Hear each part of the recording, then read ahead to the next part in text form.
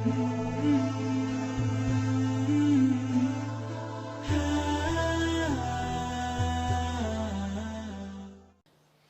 ada teladan yang lebih utama daripada Rasul. Dan kalau kita bilang, itu mah Nabi. Kalau kayak gitu terus untuk apa beliau diutus kalau bukan untuk diteladani kan?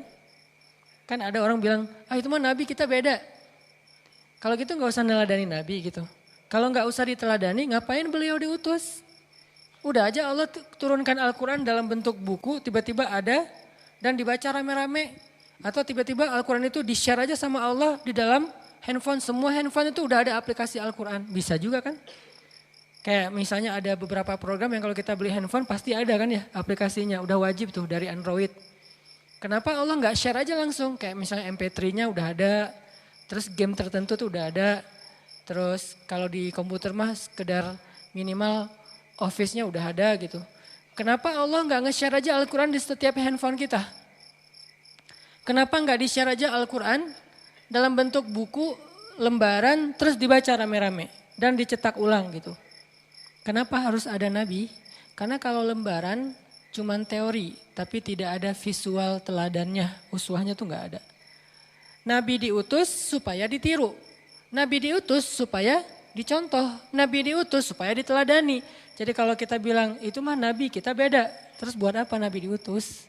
Itu kan logika sederhananya. Tapi kan kita nggak bakalan bisa seperti Nabi, emang nggak bakalan bisa sama persis kayak Nabi. Tapi kita tetap bisa berada di track yang sama dengan Nabi walaupun jaraknya jauh. Nggak akan pernah sejajar sama Nabi. Ibaratnya ini perjalanan kayak maraton gitu. Mungkin kita entah berapa kilo ketinggalan di belakang. Tapi minimal kita nggak salah jalan. Walaupun telat sampai juga. Daripada kita berpikir dia mah pro saya nggak akan lewat jalan itu. Sehingga akhirnya nggak sampai di tujuan. Walaupun kita nggak pro, masih amatiran banget, baru belajar, nggak apa-apa deh, telat juga sampainya, nanti dibantu sama Nabi. Ketika Nabi nunggu di akhirat kok nggak sampai-sampai di surga, nanti Nabi nyusul. Nanti Nabi akan bawa kita kendaraan. Ibarat kalau di surfing itu pas dia swipe out gitu kan, disapu sama ombak, terdatang rescue-nya. Minimal dia udah ada di situ, daripada gue males juga ya, ternyata itu pro semua yang main, akhirnya kita di pantai doang. Enggak, minimal dia sama-sama beraktivitas yang sama walaupun ada yang pro, ada yang amatiran. Jadi Nabi itu untuk ditiru, bukan untuk dibanggain doang. Rasulullah apa segala macam untuk ditiru. Walaupun kita nggak bisa niru semuanya. Termasuk dalam bab baper-baperan.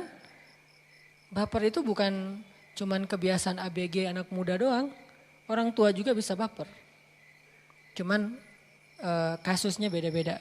Nah, Rasulullah SAW sendiri baper. Kok Nabi bisa baper? Karena beliau manusia.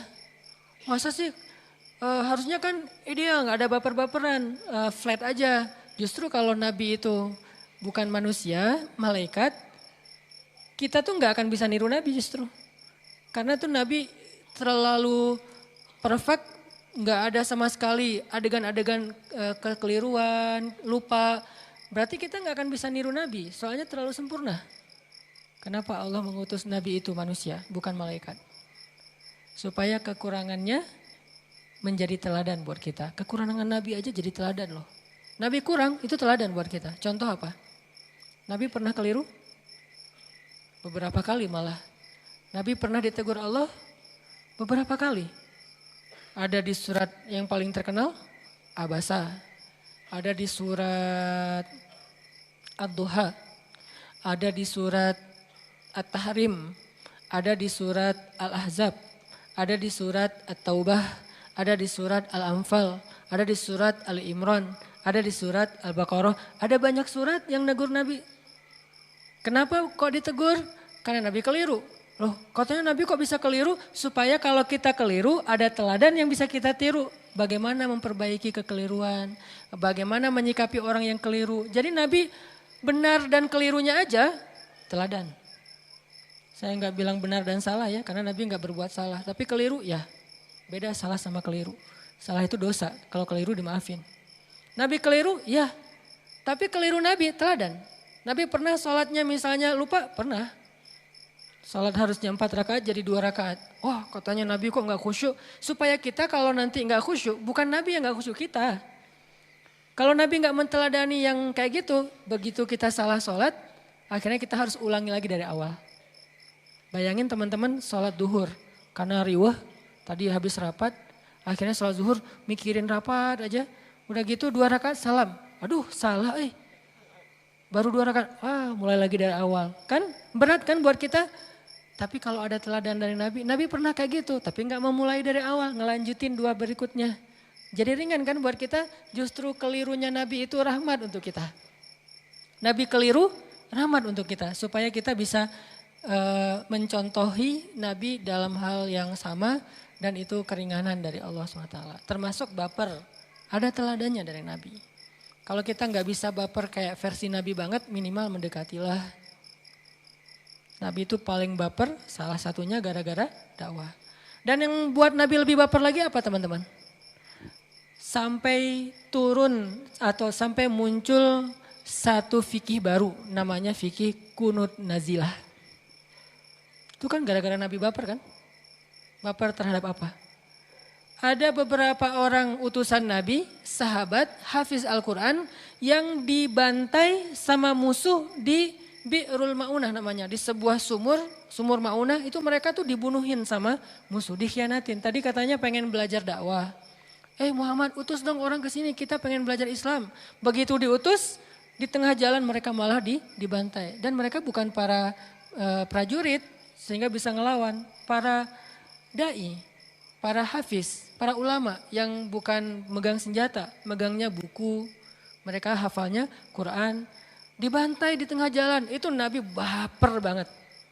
Saking bapernya Nabi, for the first time Nabi melakukan kunut nazilah. Kita baper enggak tentang Palestina? Kalau kita mau niru Nabi nih, kita baper enggak tentang Suriah? Kita baper enggak tentang Irak? Kita baper enggak tentang Rohingya? Karena baper itulah yang disebut dengan baper fisabilillah, baper berpahala. Dan emang Allah suka baper kayak gitu. Karena kalau enggak baper kayak gitu, berarti udah enggak ada lagi innamal mu'minuna ikhwah, satu rasa di antara mukmin. Bahkan kalau ngomongin tentang yang kayak Suriah, Palestina, Rohingya, nggak usah ngomongin agama aja, udah cukup layak kita baper. Ngomongin kemanusiaan doang nih, udah cukup layak kita baper. Apalagi udah ditambah lagi dengan iman. Dan nggak ada salahnya kan orang baper karena iman. Kayak saya baper karena sekampung, saya baper karena saudara, ya kan ya. Ada saudara darah, ada saudara karena suku, ada saudara karena persahabatan, ada saudara karena iman. Dan itu semuanya legal, sah-sah aja. Kita respect sama semua orang. Kayak misalnya kita sama teman kita, dia sakit, kita apa namanya tuh, kayak kontak batin gitu. Tapi dia cowok ya, bukan cewek. Kalau dia cewek sakit terus kontak batin, nah ini kayaknya dulu ada cerita. Nah, dia sakit kita jadi sedih atau dia ada masalah kita jadi kenapa kita memprioritaskan dia? Terus orang lain bilang, emangnya yang bermasalah cuma teman lo doang. Yang lain juga banyak masalah kok, yang lain gak dibantu. Gitu kan, suka ada yang nanya gitu. Emangnya bermasalah teman kamu doang. Yang lain-lain tuh banyak masalah loh, banyak utang segala macam. Kenapa kamu cuma bayarin utang teman kamu? Logis gak sih kalau kita ngebayarin utang teman kita duluan? Di antara banyak orang yang berutang? Wajar banget kan? Orang dia teman saya. Yang lain kan manusia juga. Ya tapi kalau saya punya duit lebih pasti saya bantu. Namanya manusia itu dzawil kurba, yang dekat dulu nih. Semampu kita, dia juga punya temannya. Makanya manusia bersosial kan ya. Jadi wajar banget kalau saya ngebantu teman saya duluan. Padahal yang punya masalah kayak gitu tuh banyak, bukan teman saya doang.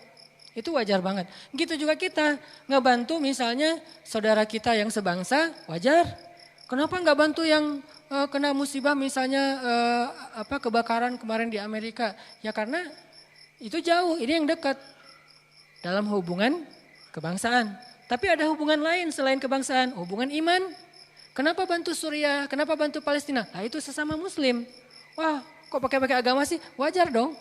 Pakai agama boleh, pakai darah boleh, pakai suku boleh, pakai kebangsaan boleh. Semua itu ikatan dan itu semuanya legal. Nggak ada masalah dengan itu. Kita membantu seseorang karena dia seagama, boleh. Kita bantu seseorang karena dia sekolah bareng kita sama-sama alma mater gitu, alumni, boleh. Kita bantu dia karena sekampung, boleh. Kita bantu dia karena dia pernah jadi mantan, boleh. Pokoknya itu kan alasan-alasan yang logis dan wajar kan. Boleh nggak bantu mantan? Tapi nggak pakai modus ya. Mantan lagi ngurus surat perceraian. Wah semangat banget ngebantunya tuh.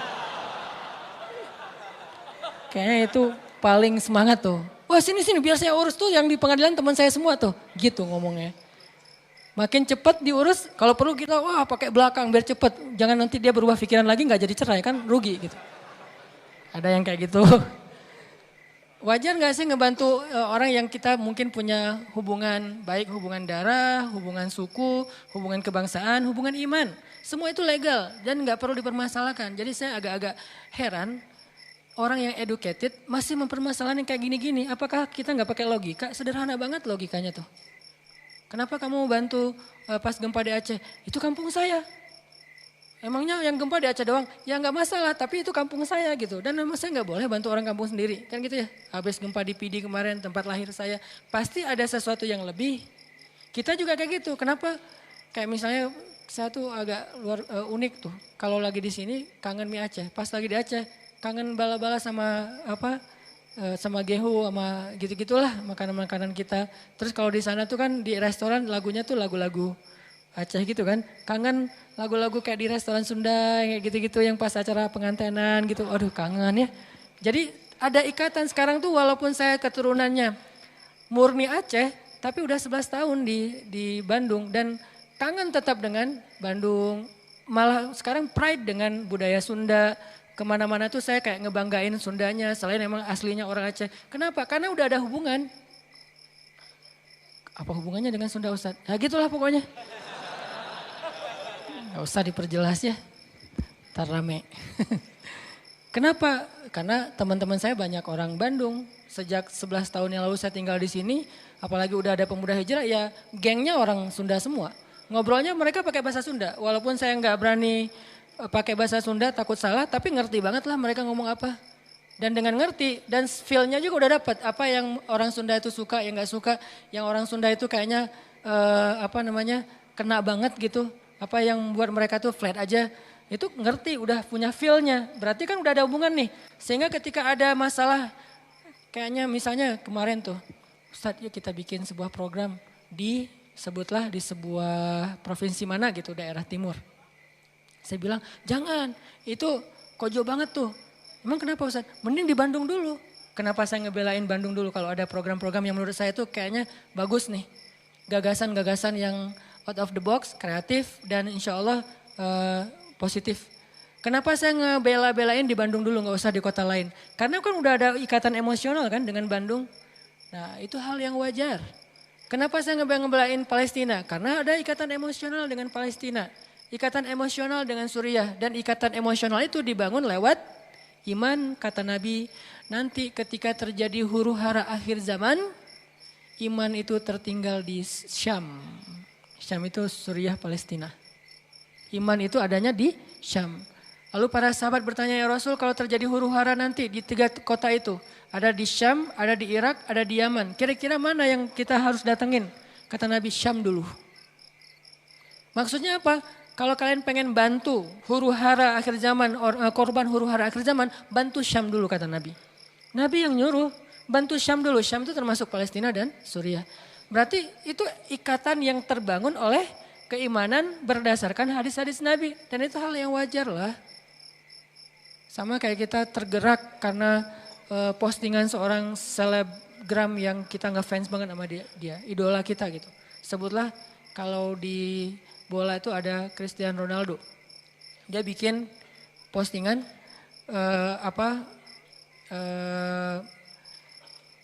respect dan ngedukung mensupport korban-korban perang di Suriah misalnya. Dia bilang saya adalah pemain bola terkenal tapi kalian adalah the real hero gitu. Kalian nggak sendiri, kalian nggak jauh. Sesungguhnya saya bersama kalian, saya mensupport kalian gitu kan. Begitu Ronaldo posting itu kita karena ngefans sama Ronaldo, akhirnya kita donasi juga. Sah nggak sih? Sah-sah aja. Emangnya cuma Suriah? Kenapa Suriah? Karena Ronaldo yang posting. Semua itu hal yang wajar, wajar banget. Itu bapernya Nabi. Nabi itu pernah baper loh sama korban Bi'rul Ma'unah namanya. Nanti kalau teman-teman pengen googling, coba googling Bi'ru Ma'unah. Tragedi Bi'ru Ma'unah. Itu tragedi pembantaian terhadap para penghafal Quran yang jumlahnya cuma puluhan.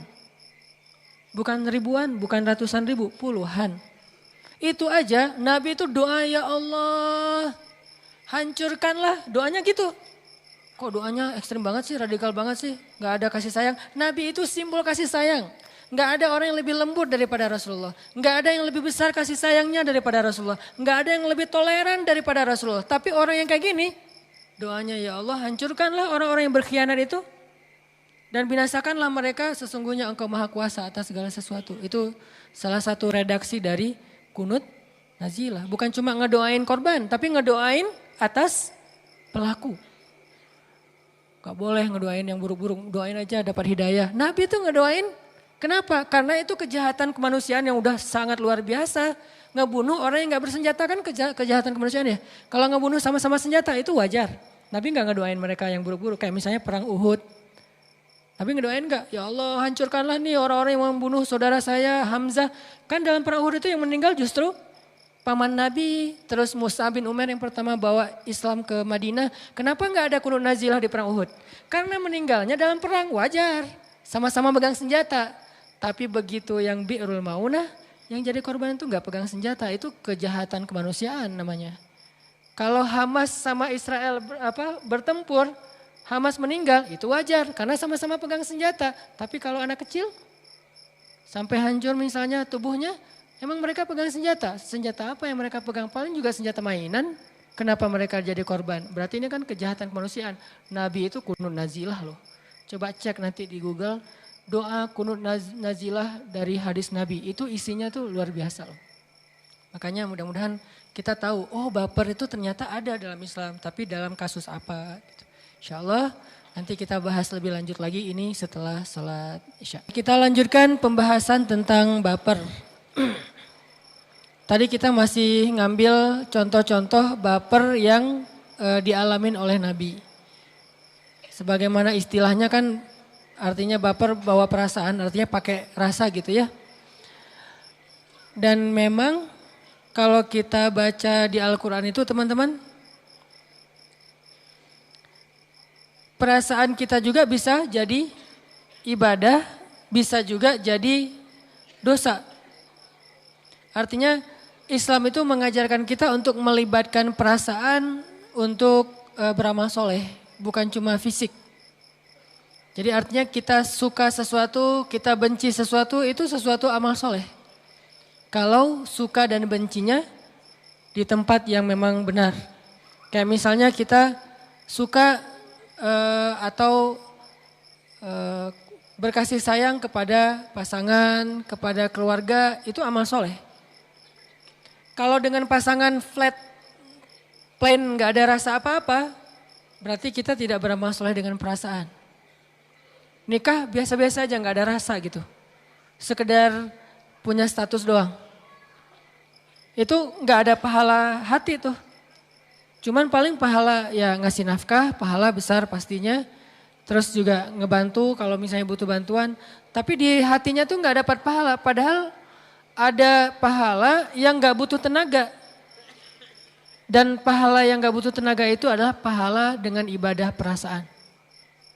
Menyukai dan membenci sesuatu itu berpahala.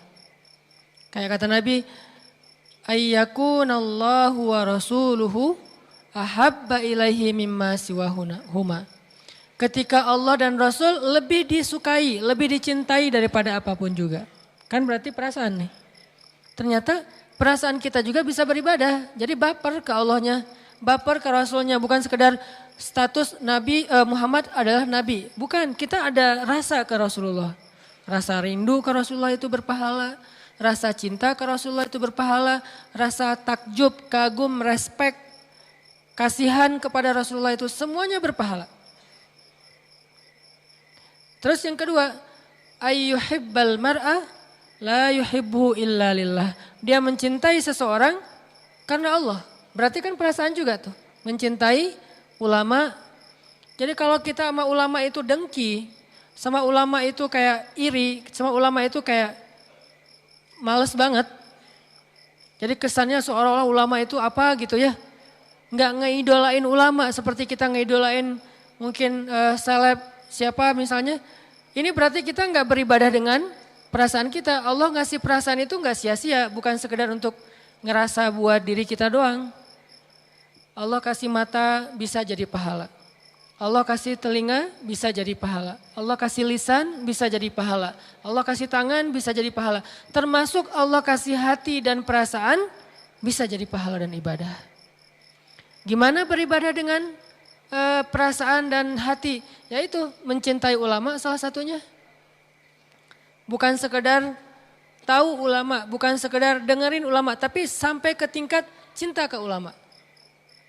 Bukan cuma pahala tuh. Cinta itulah yang akan jadi alasan nanti di akhirat ulama itu akan nolongin kita. Kan saya sering nyebutin kisahnya. Ulama itu salah satu yang akan dapat izin dari Allah nolongin. Kalau bahasa agamanya syafaat.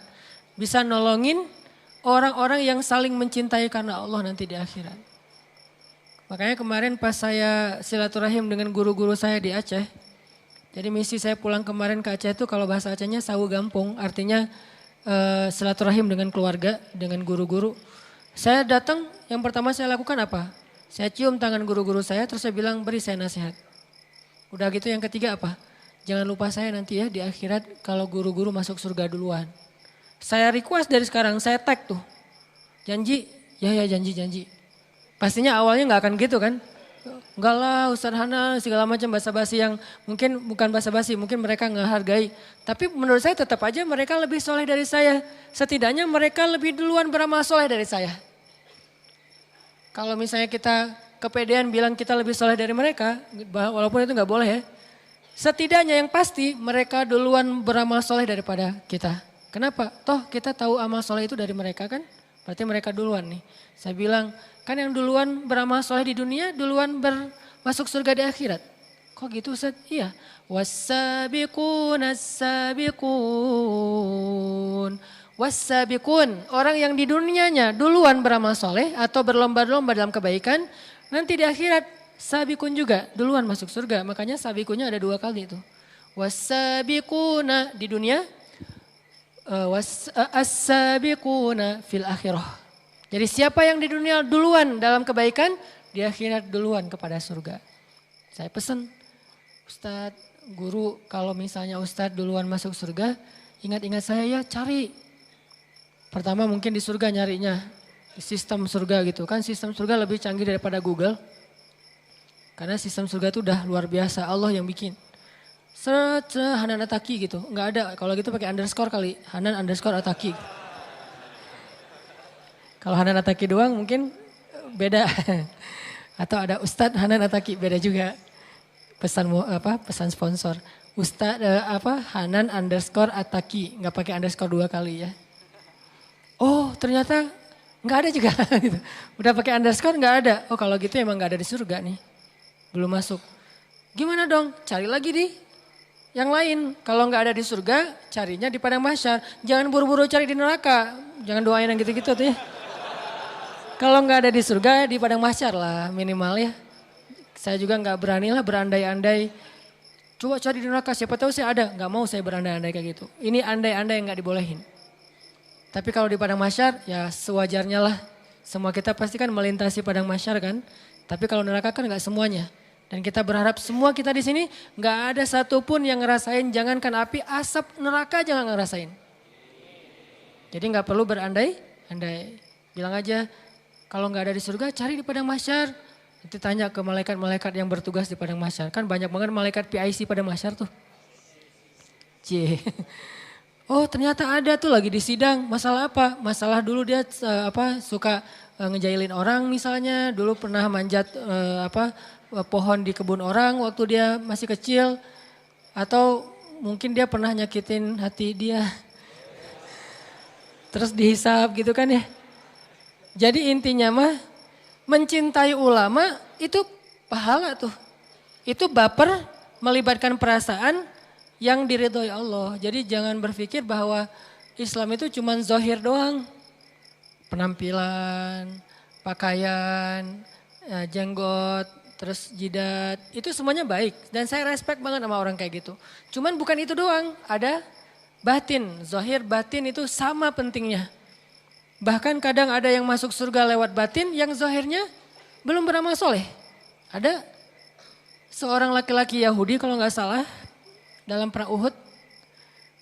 Pas terjadi perang, pas dia masuk Islam. Jadi hari kejadian perang tuh dia datang ke Nabi syahadat, udah selesai syahadat langsung ngebelain Nabi tuh. Jadi pelindung Nabi dalam perang Uhud dan meninggal hari itu juga belum pernah sholat 5 waktu. Itu orang yang satu-satunya kayaknya yang masuk surga tapi nggak pernah sholat. Loh kok bisa kayak gitu? Apa amal solehnya? Tadi tuh udah iman kepada Allah. Jadi amal solehnya itu di hati bukan di zahir. Di zahir dia nggak ngapa-ngapain selain syahadatain. Dia nggak pernah sholat, dia nggak pernah puasa, dia nggak pernah tilawah Al-Quran. Semua yang kita kerjain dia nggak pernah. Satu-satunya amal soleh dia iman, tapi masuk surga. Ternyata amal soleh itu bukan cuman fisik, zahir, tapi juga perasaan. Sehingga baper itu termasuk hal yang penting dalam agama. Harus baper, tapi dalam hal apa? Termasuk tadi Nabi baper dalam dakwah, baper terhadap nasib kaum muslimin, Nabi baper banget. Sehingga Allah juga mengatakan bahwa as-sam'u wal basaru, pendengaran, penglihatan dan fuad, perasaan. Fuad, perasaan. Semuanya mas'ula, akan ditanya nanti di akhirat. Jadi kalau kita ada rasa yang belum move on, padahal udah gak boleh, itu ditanya loh. Kenapa kamu gak bisa move on? Ya Allah, akunnya itu setiap postingan bikin saya baper, gimana saya mau move on gitu ya. Dia makin lama makin cantik, ya Allah masa saya bisa move on? Kan bahaya banget tuh. Kalau kayak gitu berarti perasaannya kan terus menerus berbuat dosa kan. Jadi kita ngerasa sayang kepada orang yang belum halal buat kita, itu setiap hari tuh kita bikin dosa loh teman-teman tanpa kita sadari. Ngerasa doang, kan ngerasa doang Ustaz, gak boleh. Terus gimana caranya? Minta sama ya Allah, hilangkan rasa itu dari dia. Berikan kepada yang layak buat saya. Ternyata tiba-tiba hilang rasa itu dan diberikan nanti pas udah akad nikah. Bisa kayak gitu. Daripada kita sibuk dengan rasa kepada orang yang udah punya pasangan, pas nikah rasa kita kepada yang kita nikahin gak ada, kan kita 2 kali dosa. Pertama, mencintai orang yang gak boleh kita cintai. Yang kedua, kita nganggurin orang yang harusnya kita cintai kan ya. Jadi zalim kan, berarti dosanya double. Ternyata perasaan juga ditanya teman-teman, fuad namanya. Fuad itu artinya rasa, hati atau jantung, pokoknya rasa lah di dalam diri kita. Oh berarti baper itu emang boleh dalam Islam. Tapi buat apa? Makin kita kasih sayang kepada orang yang layak kita sayangi, makin kita cinta kepada orang yang layak kita cintai, makin besar pahala kita. Mencintai Rasulullah itu pahalanya gede banget. Mencintai pewaris Nabi yaitu ulama, pahalanya gede banget. Jadi ulama itu perlakukanlah dia benar-benar sebagai Nabi di tengah-tengah kita. Karena kan kata Nabi al-ulama warasatul anbiya, ulama itu pewaris Nabi. Dan ditambah lagi ulama itu wali-wali Allah di muka bumi. Jadi siapa yang membenci ulama berarti dia membenci kekasih-kekasih Allah. Siapa yang membenci ulama, memfitnah ulama, menjelek-jelekan ulama, menzolimi dan mencurangi ulama, berarti dia menjelek-jelekan, menzolimi, mencurangi dan mengkhianati Rasulullah SAW. Karena pewaris Nabi itu bukan keluarga beliau, pewaris Nabi itu ulama. Dan Nabi tidak mewariskan harta, tapi Nabi mewariskan ilmu, yaitu agama. Jadi kalau kita ngaku umat Nabi, wajib kita mencintai ulama, wajib hukumnya, wajib. Gak boleh gak cinta. Apalagi sampai benci, lebih gak boleh lagi tuh. Gak cinta aja gak boleh, harus cinta sama ulama. Tapi cinta ulama ini kan beda sama cinta dengan pasangan ya. Jangan cinta ulama terus dipegangin tangannya, diapain. Ustadz, Masya Allah. Jangan gitu aja. Terus ulama digini-giniin, enggak gitu-gitu amat juga sih. Cinta kan beda-beda ya, ekspresi cinta ya. Ekspresi cinta sama pasangan, gitulah. Ekspresi cinta sama ulama, gitu deh. Ekspresi cinta sama Rasul, ya gitu. Ekspresi cinta, beda-beda tuh ekspresinya. Ekspresinya aja yang dibedain, tapi rasanya sama. Kan gak boleh kita mencintai sesama muslim, kan ada kalimat saling mencintai karena Allah kan. Terus kata Nabi sunnah, kalau kita cinta sama seseorang itu ngapain? Sampaikan ke dia, bilang kalau kamu tuh cinta sama dia. Tapi dia di sini tuh laki-laki, perempuan. Nah ekspresinya gak usah berlebihan sampai gimana. Bahaya itu. Ntar jadi terjebak kepada kaum Nabi apa gitu kan ya. Jadi mending boleh kan mencintai sesama laki-laki tapi dengan ekspresi apa? Karena Allah bilang ana uhibbuka fillah, aku mencintaimu karena Allah. Kalau kita geli berarti kita gak tahu hadisnya. Pas dapat SMS, akhi aku mencintaimu karena Allah. Geleh. Terus tiba-tiba jadi geleh gitu kan ya. Dihapus, diblok. Gak usah gitu. Ekspresinya aja bedain. Kita mencintai karena Allah itu, saya banyak banget orang yang saya cintai karena Allah. Dan saya berharap dia mencintai saya balik karena Allah. Kenapa? Emang layak dicintai. Orang soleh, ahli tahajud. Kenapa saya cinta sama dia? Saya paksain, saya harus cinta sama dia. Saya perhatian sama dia. Kalau dia butuh apa-apa saya datengin. Salah satunya ada di Tasik. Saya sering cerita yang dulunya supir angkot. Terus juga akhirnya ikut bareng sama saya. Kan dulu saya suka usaha-usaha gitu kan. Jual beli mobil bekas bareng sama dia. Terus jual pulsa, ada 60 cabang pulsa di Bandung, belum ada Alfamart dulu. Bareng sama dia, terus main di properti bareng sama dia. Kenapa? Karena saya pengen bantu dia di dunia supaya dia bantu saya di akhirat.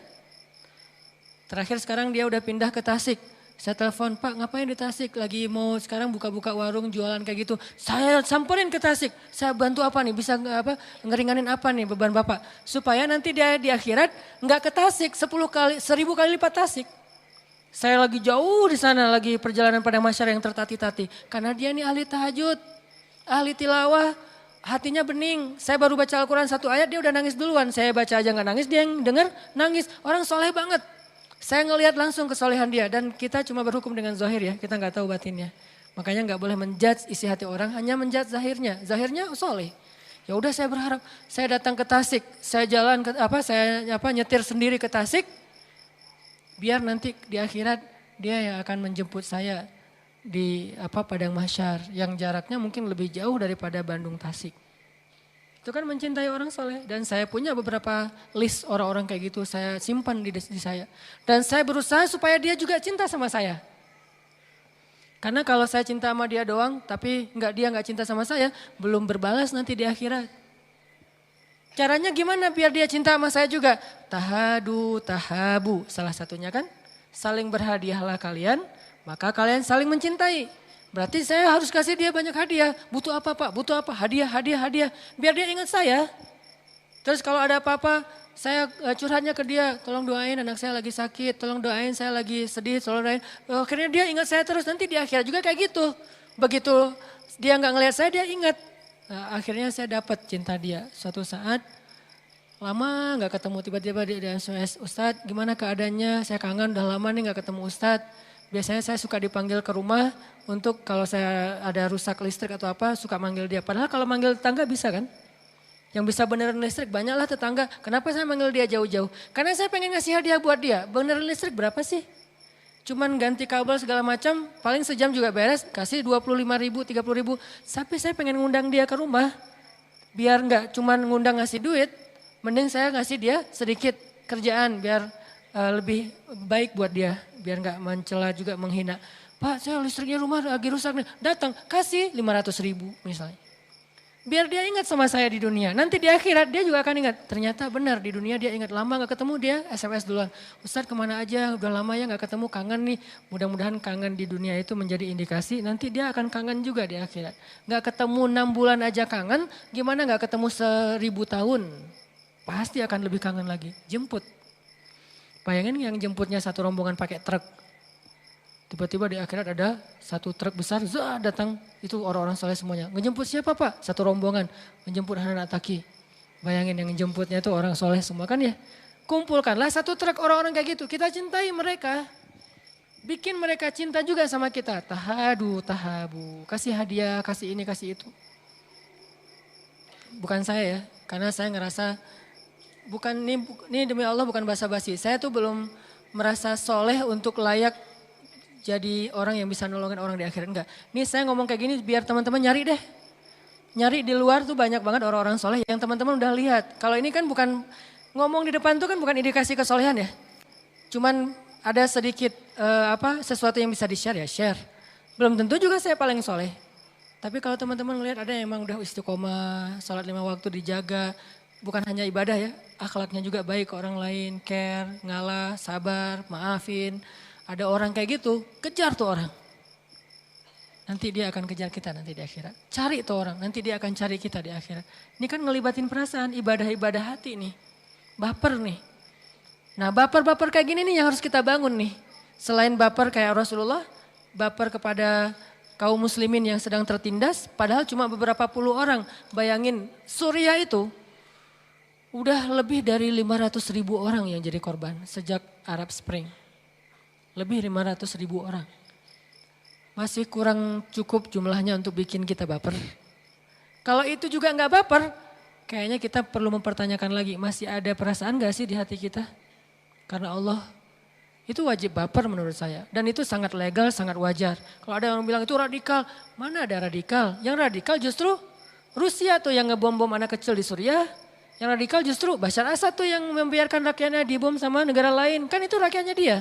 Kenapa dia ngedukung Rusia? Itu yang radikal, korban bukan radikal. Dan kita simpati kepada korban masa disebut radikal? Emang kita ngebom siapa? Kita nyakitin siapa? Enggak kan?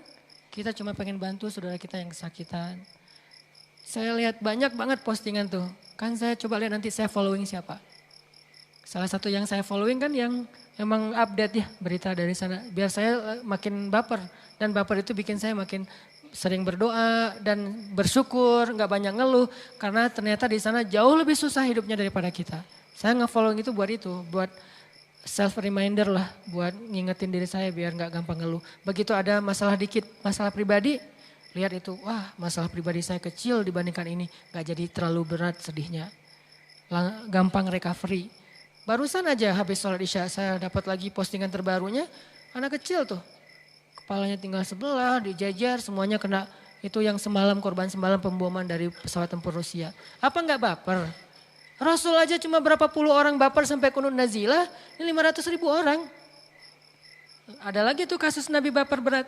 Sampai ada adegan pengusiran dari benteng Bani Qainuqa apa Quraidah? Qainuqa kalau enggak salah. Kan ada 3 benteng Yahudi kan ya, Nudair, Qainuqa dan Quraidah. Ada seorang cewek muslimah lagi belanja di pasar Yahudi. Sama anak-anak muda Yahudi diisengin. Orang Yahudi ini kan gak ngelihat laki-laki dan perempuan, disamain. Jadi yang paling menghargai perempuan itu justru Islam loh. Cuman kita kemakan sama propaganda mereka kan, Zionis. Akhirnya kita anggap Islam itu yang paling gak adil sama perempuan. Gak ada cerita itu, justru yang paling adil sama perempuan itu Islam. Menghormati perempuan banget. Bukti paling gampang ketika ditanya siapa orang yang paling berhak saya berbuat baik ya Rasulullah? Ibumu. Kalau udah gitu siapa lagi ya Rasul? Ibumu. Udah ibu, siapa lagi ya Rasul? Ibumu. Setelah itu baru ayahmu, coba. Itu paling sederhana lah. Dan banyak banget hadis senada kayak gitu yang gimana Islam menghargai cewek. Salah satu adegannya ada perempuan muslimah lagi belanja di pasar Yahudi. Jadi ada mall milik orang Yahudi. Datanglah cewek muslimah belanja di situ, standar lah kayak kita juga belanja. Lagi belanja dikerjain. Kan tayangan-tayangan barat tuh banyak yang usil ya, ngerjain orang di jalan, di mall segala macam. Saya paling gak setuju tayangan kayak gitu. Bayangin kalau istri kita, istri saya. Pasti teman-teman belum tahu ya rasanya gimana kalau istrinya diganggu orang. Belum tahu sebagian besarnya, nanti akan kerasa tuh. Begitu ada tiba-tiba telepon nyasar ngejar-ngejar istri kita terus gitu kan ya. Langsung kita angkat. Terus marah-marah, siapa lo? Mau ketemu sama saya? Cih, sosok gaya. Pas datang orangnya gede banget, ya udah deh, maaf. Suka gitu kan. Nah ini muslimah lagi belanja di mallnya Yahudi. Diikat, maaf dia lagi transaksi di kasir gitu, roknya, di bawah roknya tuh diikat pakai tali terus diikatin ke atas. Sehingga pas muslimah ini jalan, roknya kesingkap. Malu kan? Orang Islam itu muslimah itu kan menutup aurat bukan karena kewajiban. Tapi karena kehormatan dan rasa Rasa malunya tuh besar. Jadi begitu kesingkap angin aja, dia tuh panik langsung nutup jilbabnya, panik. Kenapa? Dibangun dengan rasa malu dan iman. Bukan asal, kan gak sengaja, udah biarin aja angin-anginan. Enggak. Dia tuh pakai jilbab, bukan karena kewajiban loh. Tingkatan muslimah sejati ya. Dia menutup aurat itu bukan karena kewajiban. Allah yang suruh, bukan cuma itu. Emang ada rasa malu di hatinya. Kelihatan satu helai rambut aja tuh udah panik tuh. Jalan ada angin, kesingkap dikit langsung panik. Gimana gitu. Kok panik-panik amat sih? Karena rasa malunya besar. Orang kayak gitu kan akan merasa sangat terpukul. Ketika kepala aja kelihatan rambut dia panik, apalagi kelihatan betisnya misalnya. Kesingkap, malu, nangis. Dilihat sama seorang ABG cowok muslim. Wah, ada muslimah dikerjain nih. Diputusin tuh tali, dibantuin sama dia. Dihalang-halangi sama anak-anak muda Yahudi. Gak boleh. Berantem. Akhirnya dikeroyoklah anak muda muslim itu dan meninggal. Udah menistakan perempuan, ngoroyok anak muda yang ngebelain tadi. Meninggal. Wah, Nabi baper banget kalau udah kayak gitu. Kata Nabi, kita kepung benteng mereka. Kalau udah bab perempuan, Nabi sangat menghargai. Kita kepung benteng mereka. Dikepung sama Nabi. Dikepung, minta diserahkan pelaku-pelakunya mau dihukum sama Nabi. Gak diserahin. Coba orang Yahudi kan gitu. Lihat aja postingan-postingan terbaru di Palestina. Seorang muslimah disuruh buka jilbabnya. Dia gak mau buka, ditembak di tempat. Muslimah dipukulin sama, masa tentara mukulin cewek? Kan agak-agak aneh nih.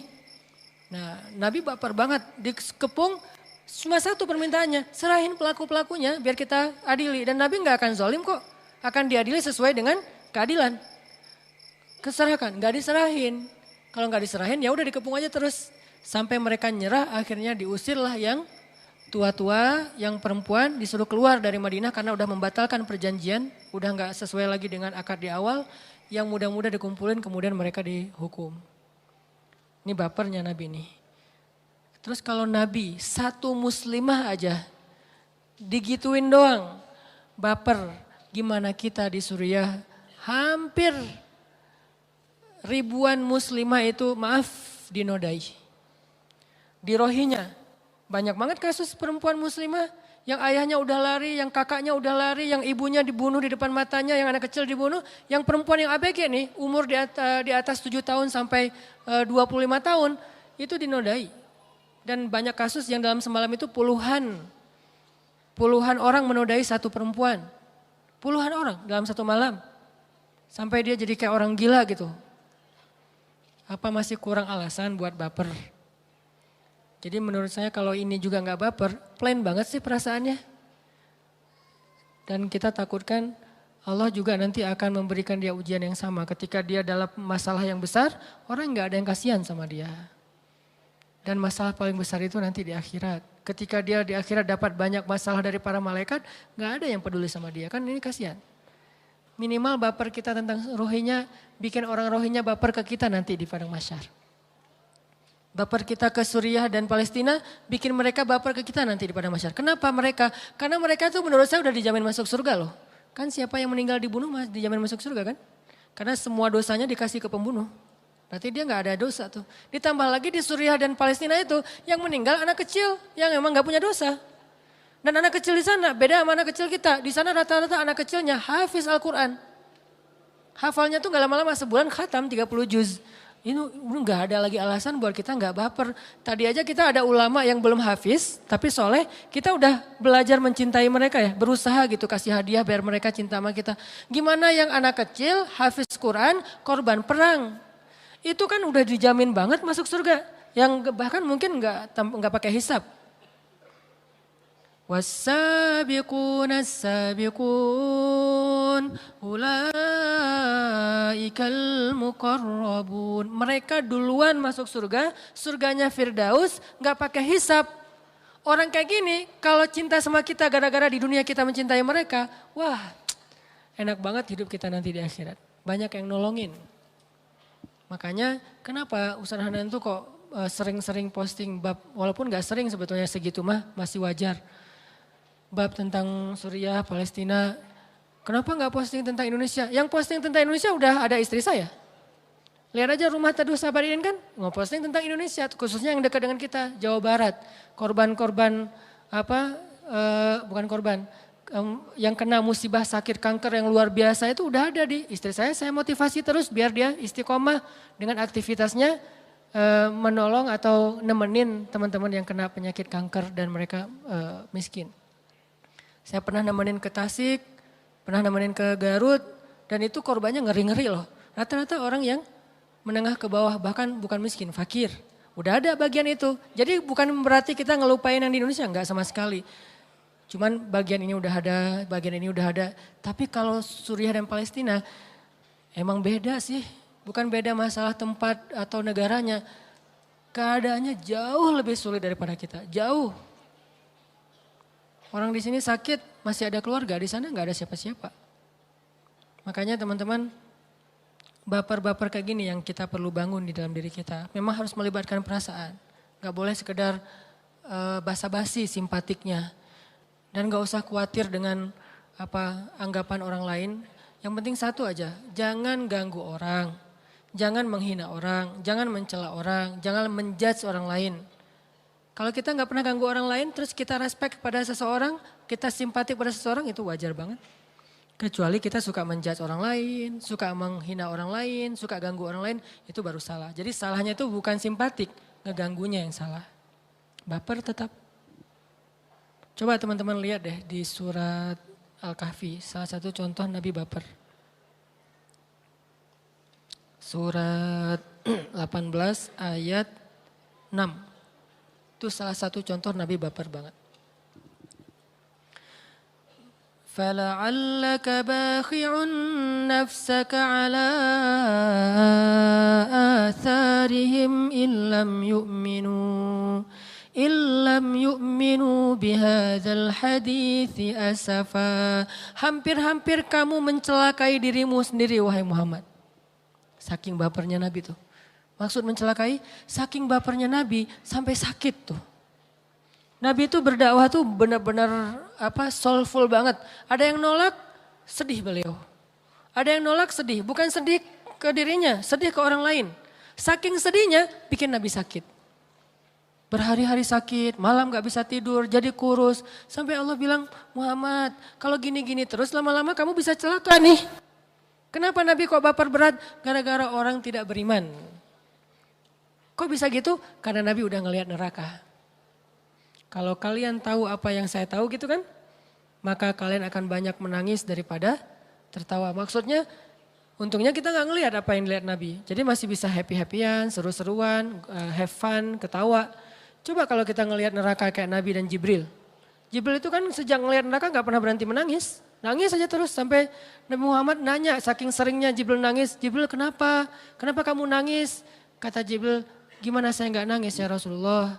Sejak saya melihat neraka, saya merasa sangat takut dan merasa sangat kasihan kepada orang yang diazab di dalam api neraka. Ini bapernya Jibril, bapernya Rasulullah. Makanya Nabi kasihan banget, kayak kita kasihan ke teman kita yang misalnya sebutlah dia akan ke satu daerah, yang di daerah itu banyak penyakit, yang di daerah itu banyak masalah, banyak perampok segala macam. Pas dia berangkat ke sana tuh kita sedih, gimana ya nasib dia nanti di sana ya, gimana dia ya nanti akan hidup di sana. Kan kita mikir ya. Nabi itu mikir banget tentang umatnya. Itulah bapernya Nabi. Kalau kita nggak bisa baper ke orang lain, minimal keluarga kita dulu. Ibu kita, ya ibu belum belajar Islam nih, gimana ya caranya biar saya bisa ngajak ibu ke taklim, ngajak ayah saya ke taklim, ngajak kakak saya ke taklim, ngajak sahabat saya ke taklim. Baper ke teman-teman dekat aja dulu. Kalau nggak bisa umat Islam yang atau manusia sedunia, yang dekat-dekat aja dulu. Ini bapernya Nabi. Kedua, baper terhadap korban kezaliman. Kayak dulu saya baper banget, ada seorang bapak di Bekasi atau di mana gitu, Depok apa Bekasi. Yang beliau sholat berjamaah di masjid, terus dituduh nyuri amplifier ya. Padahal dia teknisi gitu, terus dibakar hidup-hidup. Itu kan saya langsung panas badan saya saking stresnya mikirin orang itu. Kasihan banget ya, ditambah lagi ada berita bahwa dia punya anak masih kecil-kecil. Itu nggak kebayang, itu kan kita baper ya. Itu harus terbangun dalam diri kita. Karena kalau yang kayak gitu-gitu udah nggak ada lagi di hati kita, terus yang membedakan kita dengan makhluk Allah yang lain apa? Kan manusia itu unggulnya justru karena perasaannya. Perasaannya lebih dalam daripada malaikat, daripada hewan, lebih dalam manusia loh. Sehingga kita wajib baper dalam masalah itu. Kalau ada baper-baper yang kayak masalah hubungan, masalah percintaan, itu mah cemen lah baper-baper kayak gituan, kecuali buat pasangan. Walaupun gak ganggu juga sih. Baper kayak gitu masih ngeganggu, minta aja sama Allah, ya Allah, ya muqallibal qulub, yang membolak-balikan hati itu. Jangan sampai saya rasanya itu kayak gitu-gitu, gak penting banget.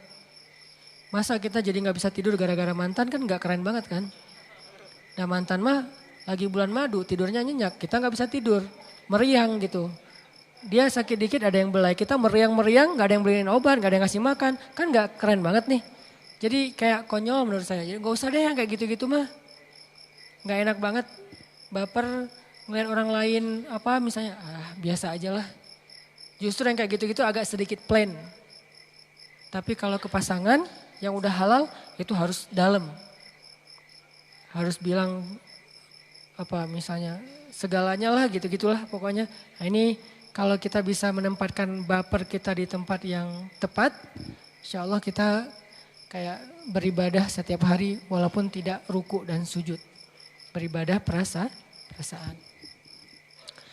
Oke, itulah teman-teman contoh-contoh baper yang diajarkan Islam, diajarkan Rasulullah SAW. Saya ulangi, 1, baper apa tadi? Karena dakwah. Ngajak teman kita. 2, baper untuk orang-orang yang terzolimi. Kita sedih, kita simpatik, kita kasihan, kita ikut ngerasain itu. Innamal mu'minuna ikhwah. 3, baper mencintai dan membenci sesuatu karena Allah. Cintai ulama salah satunya. Karena di Indonesia ini sekarang salah satu krisis di Indonesia menurut saya nih, kita udah gak terlalu respect lagi sama ulama. Itu krisis tuh. Kalau di Jawa Timur tuh masih keren loh. Jawa Timur itu atau di Jawa Barat yang bagian Garut, Tasik ya. Itu respek ke ulamanya tinggi dan itu keren.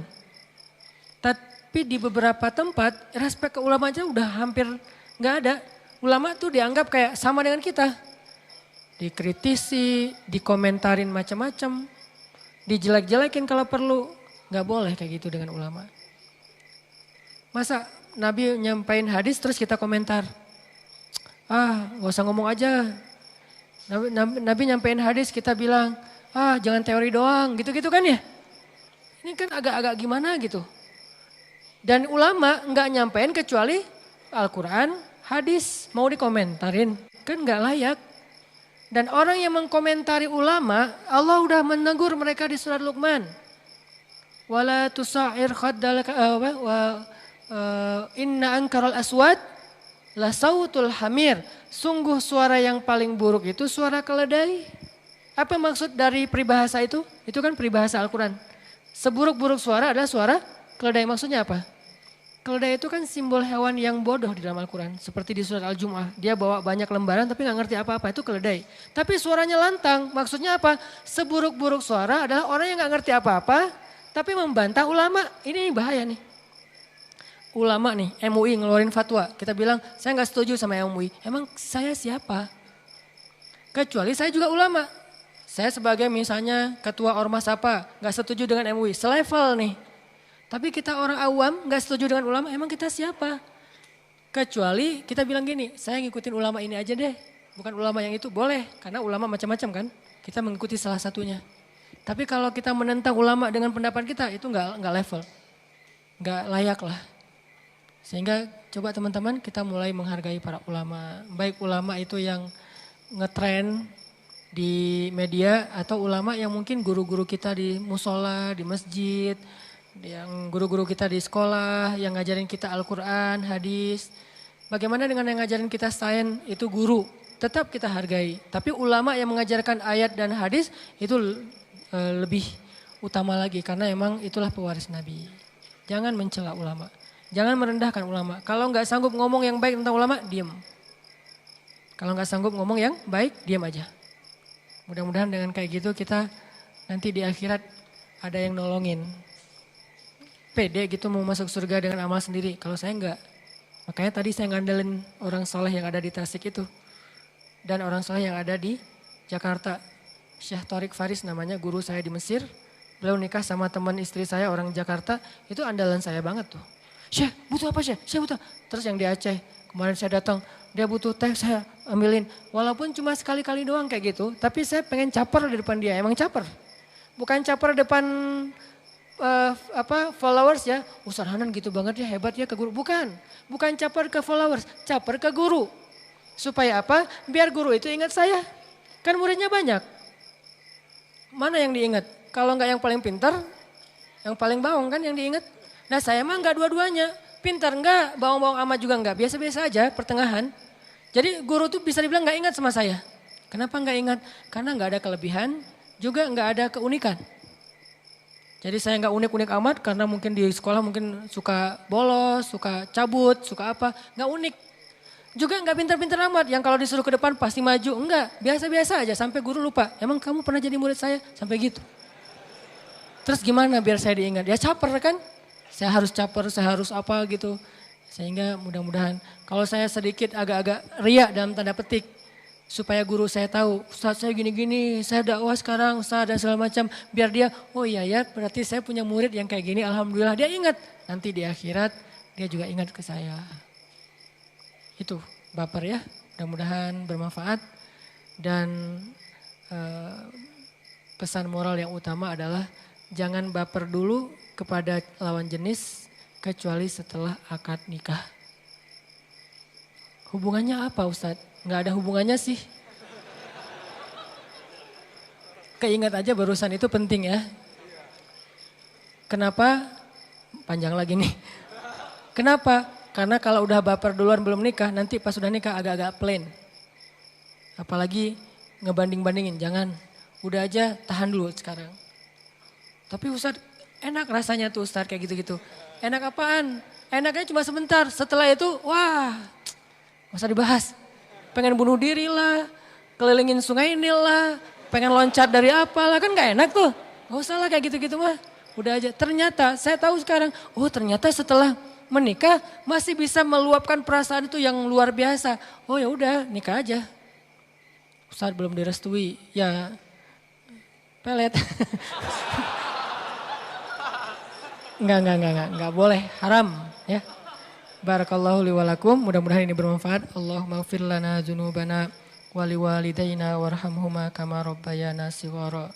Ya Allah, ampunkanlah dosa-dosa kami ya Allah. Janganlah Engkau tutup hati kami karena dosa-dosa kami di masa lalu ya Allah. Janganlah Engkau jauhkan kami dari orang-orang soleh karena terhalang oleh dosa-dosa kami ya Allah. Jangan Engkau cabut Al-Quran dari hati kami karena dosa-dosa kami ya Allah. Jangan Engkau cabut keberkahan ilmu dari hati kami karena dosa-dosa ya Allah. Jangan Engkau cabut rezeki yang halal dan keberkahannya karena dosa-dosa ya Allah. Ilahana, ampunkan dosa-dosa kami, terima taubat kami. Kami bukanlah orang yang layak untuk Engkau sayang. Tapi jika Engkau tidak menyayangi kami, siapakah kasih sayang lebih besar daripada kasih sayang-Mu yang kami harapkan ya Allah. Meskipun kami tidak layak, kami tetap memohon kepadamu, sayangi kami ya Allah. Perhatikan kami ya Allah, pandanglah kami dengan kasih sayang-Mu ya Allah. Istimewakanlah kami di sisi-Mu ya Allah. Jadikanlah kami termasuk orang-orang yang Engkau ridhoi ya Allah. Ilahana, cabutlah masalah dan musibah dari hidup kami ya Allah. Jangan Engkau biarkan masalah dan musibah itu terus-menerus membuat kami sedih, membebani kami. Karena tidak ada yang bisa mengangkat masalah dan musibah dari hidup seorang makhluk kecuali Engkau ya Allah. Ilahana, Engkaulah yang membolak-balikan hati. Tetapkanlah hati kami dalam keimanan. Engkaulah yang memunculkan rasa cinta dan benci. Jadikanlah kami hanya mencintai apa-apa yang Engkau ridhoi. Mencintai Engkau ya Allah. Mencintai Rasul-Mu ya Allah di atas apapun juga. Mencintai orang tua ya Allah. Mencintai pasangan yang sudah halal, mencintai keluarga, mencintai sahabat karena Engkau, mencintai ulama karenamu ya Allah, dan tidak mencintai seseorang kecuali karena Engkau saja ya Allah. Ilahana, tolonglah saudara-saudara kami di seluruh dunia. Tolong saudara-saudara kami di Palestina. Tolong saudara-saudara kami di Irak. Tolong saudara-saudara kami di Syam. Tolong saudara-saudara kami di Rohingya. Tolong saudara-saudara kami di seluruh Indonesia yang sedang menerima musibah dari-Mu ya Allah. Kuatkanlah hati mereka, kuatkanlah kesabaran mereka, dan berikanlah kami kesempatan untuk bisa menolong mereka di dunia, sehingga kelak mereka yang akan menolong kami di akhirat. Ilahana, beri kami ilmu yang bermanfaat, ilmu yang menambah iman dan amal soleh, ilmu yang memperindah akhlak kami, bukan ilmu yang sekedar menjadi wawasan di dalam benak kami, menjadi hafalan dalam pikiran kami, dan menjadi teori yang kami banggakan dan kami jadikan sebagai perdebatan di antara kami. Jadikanlah ilmu kami, ilmu yang bisa kami amalkan, ilmu yang semakin mendekatkan kami kepada Engkau, ilmu yang menambah keyakinan kami kepadamu, ilmu yang memperindah akhlak kami kepada sesama manusia. Ilahana, beri petunjuk-Mu kepada pemuda-pemuda Islam di Indonesia. Beri petunjuk-Mu kepada pemimpin-pemimpin kami. Beri taufik dan kasih sayang-Mu kepada ulama-ulama kami. Pertemukanlah kami lebih banyak orang-orang soleh ya Allah. Dan berikan kami kesempatan untuk mencintai mereka dan dicintai oleh mereka. Sehingga kelak mereka akan menolong kami di padang mahsyar. Ilahana, jadikanlah majelis kami majelis yang Engkau rahmati. Dan perpisahan setelahnya perpisahan yang Engkau jaga dari dosa-dosa. Rabbana atina fid dunya hasanah wa fil akhirati hasanah wa qina adzabannar. Subhanakallahumma wa bihamdika asyhadu an la ilaha illa anta astaghfiruka wa atubu ilaik.